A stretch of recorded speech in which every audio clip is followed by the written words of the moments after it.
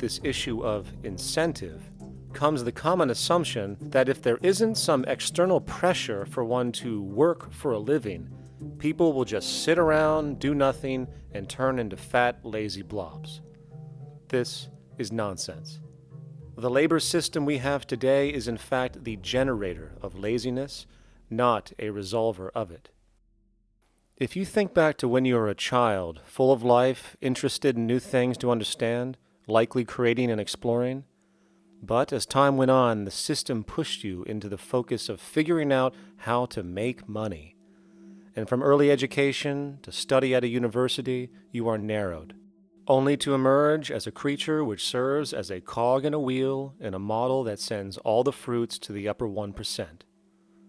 Scientific studies have now shown that people are, in fact, not motivated by monetary reward when it comes to ingenuity and creation. The creation itself is the reward. Money, in fact, appears only to serve as an incentive for repetitive, mundane actions, a role we have just now shown can be replaced by machine. So when it comes to innovation, the actual use of the human mind, the monetary incentive has proven to be a hindrance, interfering and detracting from creative thought. And this might explain why Nikola Tesla, the Wright brothers, and other inventors who contributed massively to our current world never showed a monetary incentive to do so. Money is, in fact, a false incentive and causes 100 times more distortion than it does contribution. Avoid defaulting on its loans. Is that the unemployment keeps rising, and it has to keep rising just because you have an excess supply of goods, which is this is all borrowed money that our and that debt is owned by banks in other countries. Still knows a lot. M-O-N-E-Y in the form of a convenient personal loan. A filter cigarette that delivers the taste, and 45 malt liquor. Are you hot? Quite some time ago, by a psychologist, I first learned it from my grandmother. Now, my grandmother was a wonderful person. She taught me how to play the game Monopoly. She understood that the name of the game is to acquire. She would accumulate everything she could, and eventually she became the master of the board. And then she would always say the same thing to me. She'd look at me and she'd say, "One day, you'll learn to play the game." One summer, I played Monopoly almost every day, all day long. And that summer, I learned to play the game. I came to understand the only way to win is to make a total commitment to acquisition. I came to understand that money and possessions, that's the way that you keep score. And by the end of that summer, I was more ruthless than my grandmother. I was ready to bend the rules if I had to win that game. And I sat down with her to play that fall. I took everything she had. I watched her give her last dollar and quit in utter defeat. And then she had one more thing to teach me. Then she said, "Now it all goes back in the box." All those houses and hotels, all the railroads and utility companies, all that property and all that wonderful money. Now it all goes back in the box. None of it was really yours. You got all heated up about it for a while. But it was around a long time before you sat down at the board. And it will be here after you're gone. Players come and players go. Houses and cars, titles and clothes, even your body. Because the fact is that everything I clutch and consume and hoard is going to go back in the box, and I'm going to lose it all. You have to ask yourself, when you finally get the ultimate promotion, when you've made the ultimate purchase, when you buy the ultimate home, when you have stored up financial security and climbed the ladder of success to the highest rung you can possibly climb it, and the thrill wears off, and it will wear off, then what? How far do you have to walk down that road before you see where it leads? Surely you understand, it'll never be enough. So you have to ask yourself the question, what matters?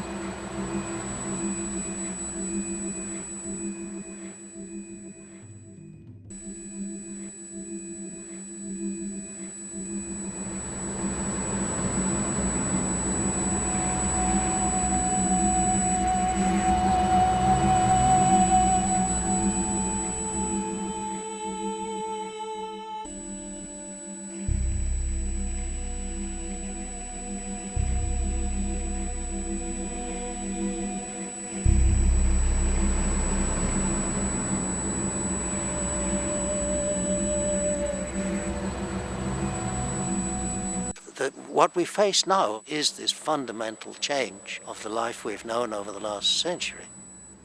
There has to be a link between the economy and the resources of this planet, the resources being, of course, all animal and plant life, the health of the oceans and everything else. This is a monetary paradigm that will not let go until it's killed the last human being. The in-group will do all it can to stay in power. And that's what you got to keep in mind. They'll use the Army and Navy and lies or whatever they have to use to keep in power. They're not about to give it up because they don't know of any other system that will perpetuate their kind.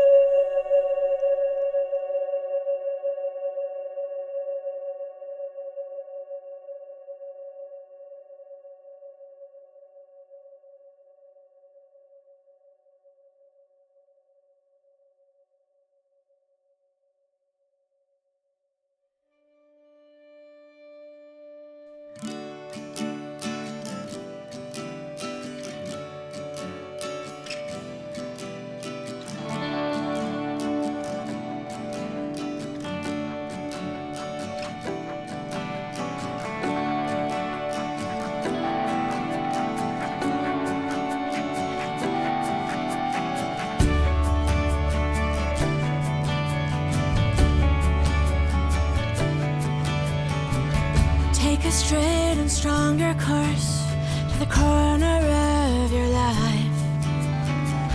Just remember that the goal is for us all to capture all we want.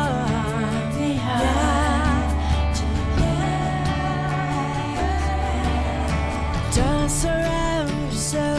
myself. Move on back to squares. Send an instant karma to me, and I shall live with love and care for yourself. 'Cause it's time and time with your time, and its news is captured for the Queen to use.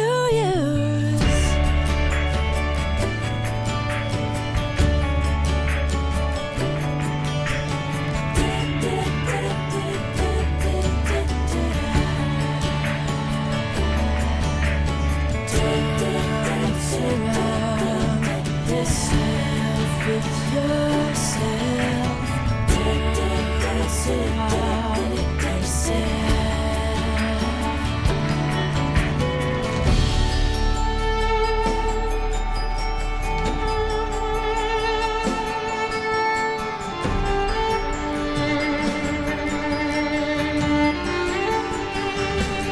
Satisfied, I'm on my way.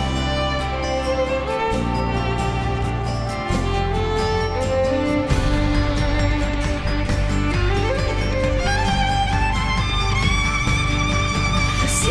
the people turn their heads each day. So satisfied, I'm on my way.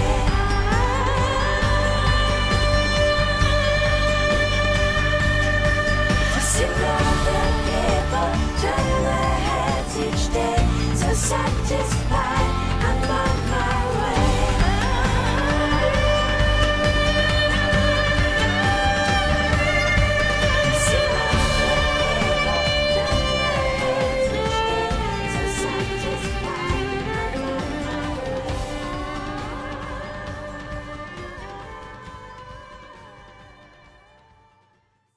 Starting with securing the integrity of our finite resources, moving to make sure we only create the best, most strategic goods possible, while distributing everything in the most intelligent and efficient way. And the unique result of this preservation-based approach, which is intuitively counter to many, is that this logical, ground-up, empirical process of preservation and efficiency, which can only define true human sustainability on this planet, would likely enable something never before seen in human history. Access abundance, not just for a percentage of the global population, but the entire civilization.